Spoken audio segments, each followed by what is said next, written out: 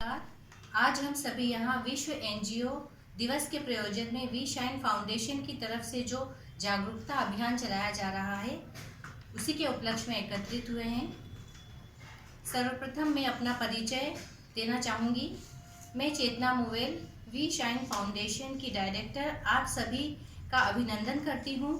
साथ ही हमारी president Mrs Vaishali धारिया जी को धन्यवाद देना चाहूँगी जिन्होंने एनजीओ का गठन किया और हमें समाज के लिए कार्य करने के लिए प्रेरित किया और एनजीओ वी शाइन फाउंडेशन का निर्माण किया।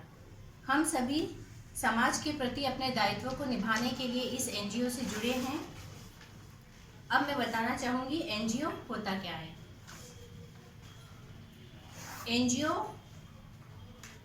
एनजीओ का फुल फॉर्म है नॉन गवर्नमेंट ऑर्गेनाइजेशन, गैर सरकारी संस्था संगठन।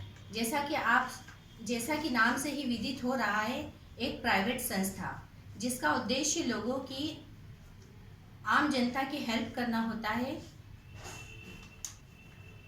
जिसका उद्देश्य होता है लोगों की हेल्प करना, गरीब अनाथ बच्चों को शिक्षा देना, बुक्स प्रोवाइड कराना, क्लॉथ्स प्रोवाइड कराना, वृद्धों की सहायता करना। इसके अलावा और भी बहुत से कार्य हैं, जैसे पर्यावरण में फैल रहे प्रदूषण को रोकने के लिए हमारी संस्था प्लास्टिक रिसाइकलिंग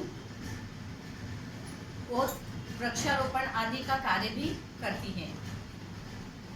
समय समय पर हमारी संस्था मेडिकल कैंप भी चलाती है और वृद्धों बालकों को उचित चिकित्सा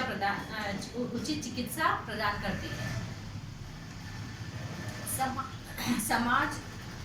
हमारा एनजीओ ज्वाइन करने का मुख्य उद्देश्य समाज सेवा करना है। अपने घर के साथ साथ समाज के प्रति भी हम अपने दायित्व को पूरा करते हैं। एनजीओ का और भी कई उद्देश्य है, जैसे महिला शोषण, बाल शोषण या यूँ कह लें जिनका विकास समाज की मुख्य धारा में शामिल नहीं हो पा रहा है, उनका विकास करना और आर्थिक, सामाजिक, शैक्षणिक रूप से भी उन्हें आगे बढ़ाना। और उन्हीं मुद्दों को हम लोग एनजीओ की तरफ से सरकार के समक्ष इन मुद्दों को लाते हैं और उनका उचित समाधान करते हैं, जिससे मानव प्रजाति का भला हो सके और समाज में न्याय प्राप्त हो सके। ये जो एनजीओ होते हैं वे आम नागरिकों के द्वारा स्थापित किए जाते हैं।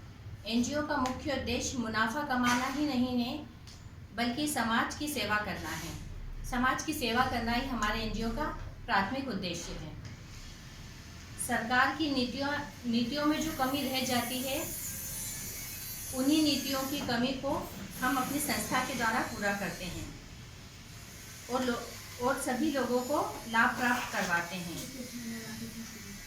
हमारे एनजीओ के माध्यम से सरकार ने अभी हाल ही में कोविड-19 के समय भी बहुत सारा योगदान दिया। इसी के तहत हम अपने एनजीओ को और आगे बढ़ाएंगे। मैं वैशाली जी का फिर से धन्यवाद देना चाहूँगी जिन्होंने एनजीओ का गठन किया। धन्यवाद।